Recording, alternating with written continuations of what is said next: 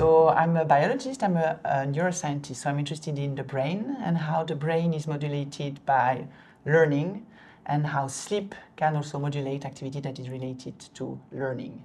So what we are particularly interested in is the effect of sleep on motor memory consolidation. Motor memory is this type of memory that you use when you learn new skills. So for example, when you learn to play the piano, when you learn to ski, or when you learn how to ride a bike. And this type of memory, of course, is very important for humans. And we know now that sleep is very critical for the consolidation of motor memories. So if you sleep after you've learned a new motor skill, you're going to get better as compared to if you stay awake after learning this skill. So of course it's very important because you can improve your performance, your motor performance with sleep without doing anything. So that's something that we've known for some years now. What we didn't know when I started my PhD, now a long time ago, was what's activated in the brain, so how the brain functions to support these processes. So we knew that you got better after sleep, but what's happening in the brain? So we used functional neuroimaging to map brain activity. So functional neuroimaging is you put your participant in a big scanner and you record brain activity. So you can record brain activity when they learn the task, you can record brain activity when they sleep, and you can also record brain activity when they are retested on the task. And so with this you can map the brain networks that are activated when you learn and how they are reorganized during sleep and how it makes you better the next day or after a period of sleep. So we've done this over the last 20 years using fMRI to map the effect of sleep on motor memory consolidation. And now we understand quite well what's activated in the brain that helps you being better after a night of sleep. So there are very specific regions in the brain that we know are particularly important for the consolidation process. And it was very exciting for us because some of these regions are regions that are known to play a role in other memory domains, like memory for facts and events, so when you learn stuff at school. And we actually discovered that some of these regions that we thought were not important for motor memory are actually very important for the learning process. And what was particularly exciting is that these brain regions, and it's the hippocampus in the brain, is a brain region that is very sleep sensitive. You need to sleep on a hippocampal mediated memory trace. And so we think this is the reason why some of these motor memory tasks are consolidated by sleep, because they recruit the hippocampus. So that's what I've done for the last 20 years. And more recently, now that we've mapped these networks quite well, we wanted to go to the next level. And the next level is try to modulate activity and connectivity in these brain networks. So we're trying to design experimental interventions to modulate activity in these networks that we know are good for the sleep-related consolidation process. So we know how it works. Now we try to tweak it. We try to make it better. And our goal is to develop interventions so that motor behavior and motor memory consolidation would be better. So we try to optimize motor performance with interventions. So I can give you some examples of interventions. What we are looking for are non-invasive interventions because we work with humans and young healthy individuals. So we want something that is non-invasive. And so we're trying different interventions that we know target these particular networks that are sleep sensitive. So you can use during wakefulness some interventions that are going to boost activity in these networks. And hopefully you think that you're going to change the trajectory of the memory trace. You're going to make the memory trace more sleep dependent and you're going to boost the memory trace. But we also have interventions during sleep where we try to improve the sleep-related consolidation process. And those I can spend maybe a little bit more time on those if you're interested. Yes. So these sleep interventions are very simple actually when you think about it. A lot of what we do is called sensory stimulation. And we try to reactivate memory traces during sleep. So this you've probably heard before me. We think that sleep is important for memory consolidation because we think that during sleep there is a reactivation of the memory traces that were learned during the day. So we think that you learn something during the day, your brain is going to activate very specific regions. And we think that some of these regions are going to be reactivated during sleep without you doing anything, sleeping. And this reactivation process has been shown in animal literature quite a lot, so we know this very well. And now we've had in the last few years beautiful developmental methodological advances that allow us to actually look into these reactivation processes in the brain of human beings. So what you could do, for example, is to try to reactivate experimentally the memory trace. And to do this, what we do in the field is during wakefulness, when your participant learns a new task, like a motor task. So a type of motor task that we use is really like in the lab, easy to study motor sequence learning. So you ask your participant to learn a new like piano task, so a sequence of fingers movements on the keyboard. And what you can do is to link a sensory stimulus to this particular task during wakefulness. So for example, an auditory tone to each key, like if you play the piano. So you're gonna have your participant learning the task, and he's gonna hear so each key would be associated to a tone. That's wakefulness when you learn. Then during sleep that follows the learning session, what you can do is to replay this melody, for example, or any other sensory stimulus that you would have linked to the memory trace. And this we know can reactivate memory traces, and we've seen this in our research and in other papers from outside the lab. And this results in better consolidation and better performance for these memory traces that were reactivated during sleep, as compared to the memory traces that were not reactivated during sleep. And this, you see this during retest.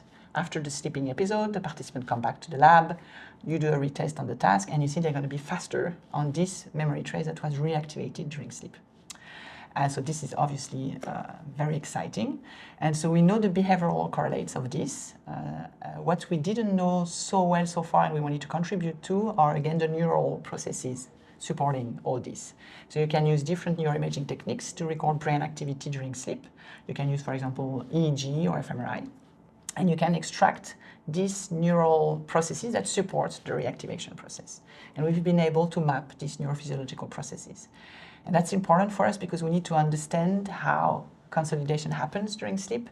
And if we would like to boost this process, we need to understand what are the neural processes supporting those. So this is young healthy individuals. So we always start to try to understand what's happening in young healthy individuals. And our goal for the long term is, of course, to translate this to other populations with learning deficits, sleep deficits. So we map in the healthy individuals, and then we would like to try to apply these interventions to help. But this is more the long term because we still need to map quite a lot. So we're doing a lot of this basic research first. We have a big limitation in the field right now that we need to address, and we are slowly looking into it, which is the fact that to scan learning, so to map the brain networks related to learning, we need to have tasks that can be performed in an fMRI scanner. And an fMRI scanner is super narrow, super tight. So we can't have our, and also very importantly, the brain images that we record are very sensitive to movement. So if you move in the scanner, I lose all my images and I cannot analyze anything. So we need to come up in research with tasks that can be performed in the scanner.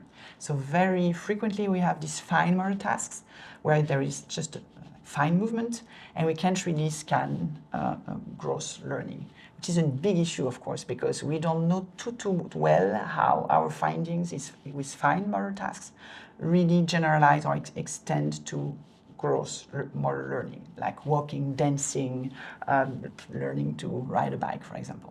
We can do mobile EEG now. So EEG is electroencephalography, so you record brain activity. And now we are actually able to correct artifacts because moving provides a lot of artifacts on the recordings.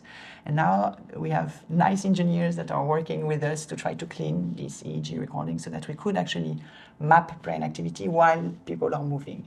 It is still a challenge in the field. I think that the future for the field is really to consider learning as a process that is merging different memory domains. So I talked about these different components of the task. You need to know that for a very, very long time, we thought that memory systems were organized in a very separated way. So we thought that memories for facts and events, or what you learn at school, was supported by these very specific networks. And we thought that motor memories were supported by these very specific networks, and we thought they never talked, they didn't interact. And it's been a while now that we actually think we are wrong, and actually we think they do interact, and that there is a lot of overlap. And it's particularly relevant in the context of sleep research, because I believe that some of these processes that are shared across memory domains are actually these processes that are going to be also shared during sleep, that are going to be consolidated similarly during sleep. So there are a lot of these networks and these processes, like reactivations, for example, that we observe in the two different memory domains that are very similar. And I think that if we have a view that is a bit more integrative, where we see memory as a whole, so when you learn whatever, you're gonna have to recruit different parts of the brain, and you're gonna have a lot of interaction between these memory domains. And I think it's gonna be better for the field to move forward to consider these interactions, because we think that sleep might not really make the difference of like what is it that you've learned. Sleep is going to consolidate something that is encoded in your brain.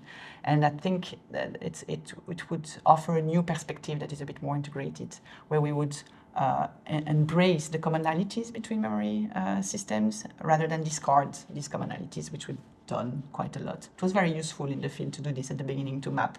Now we need to move forward. So that's more like a broad view on the sleep and memory field. For my own research, what I would like to do next is really to try to bring these interventions to the clinic. So we are, as I was telling you, we're doing basic research really with young individuals. Even before going to the clinical applications, you can already do a lot with people in healthy aging, for example. So we know that when you age, the effect of sleep on memory consolidation is not as beautiful, and you have deficits that are very physiological, deficit in learning and deficit in sleep. Again, very physiological. It's normal aging. And we think that we might be able to help and to contract some of these deficits with simple interventions, like the interventions I talked about, stimulating during sleep, trying to boost some of these oscillations during sleep, or trying to reactivate some of these memories during sleep. That's first with older individuals, and we're starting slowly to do this in the lab, looking into these interventions with older individuals, still in health. And then the next step that is more long-term, we would like to try to develop tools that can be used by clinicians. And this needs to be done, of course, in collaboration with rehabilitation and collaboration with people from more clinical world. But when you do motor memory and you're interested in motor learning, it's a lot of applications, because we have many patients coming after a stroke or Parkinson's patients, and they have motor deficits. They cannot learn, or they need to relearn some of the skills that they have lost. So if we can help these people with interventions, it would be, of course, wonderful. And for very many years, actually, sleep was not even considered as a potential intervention. And now this has changed. I'm very happy to see this. Now in rehabilitation, people think, something is happening during sleep. So we might want to consider having sleep as an intervention in rehabilitation. And this is wonderful, because nobody was doing this before. And so now with all the research that was done, clinicians read these papers and think, of course, sleep is going to be important for relearning, because sleep is important for consolidation. We've started slowly. We're collaborating with friends from rehabilitation, and we have nice projects with Parkinson's patients, where we're trying to use these reactivation processes with auditory tones, trying to see if just sleep without any intervention can help Parkinson's patients to learn a new skill. We know that they struggle consolidating new skills that they are learning.